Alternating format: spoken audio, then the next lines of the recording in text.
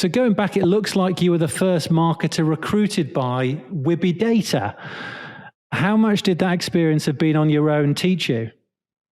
I don't think I could, we could spend an entire hour talking about how much I learned in that experience. It was really my first role in-house, so had spent quite a lot of time at agencies prior to that. I had done a lot of work in PR and communications, but it was really my first role where I was, on the inside working at a small tech startup. It was mostly data scientists, so a very technical both audience as well as company. And it was my first exposure to really how, product teams work, engineering teams work, and getting an understanding of how to really take, technical products to technical audiences in a way that felt really authentic. Great stuff. And it's unusual actually to see people moving from sort of agency side into client side. I think a lot of businesses these days are sort of so focused on having somebody from client side, especially when they sort of go into a crucial role like that where you are the only marketeer. So it's quite refreshing to see, really. Yeah, well, I have to say that, my agency background really helped in a broad range of ways. You get exposure to a lot of different clients and a lot of different audiences. You also learn a lot about different industries. So I kind of got to, sprinkle in a little bit of B2C tech, different, I'd say, platforms and different audiences. So I really think it helped me.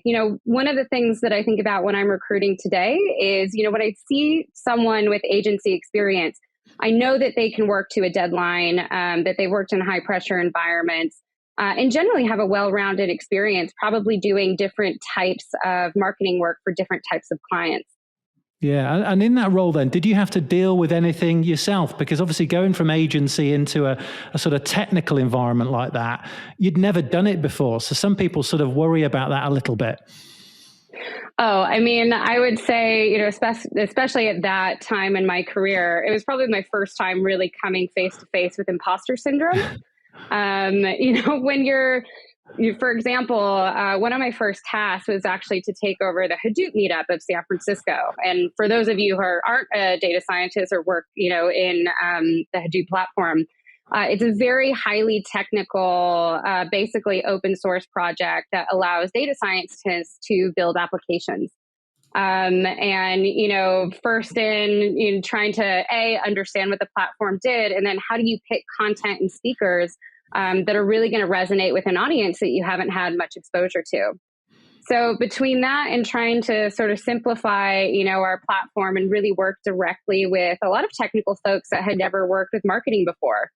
So, in all honesty, I spent a lot of time, Googling terms that I'd never heard of before.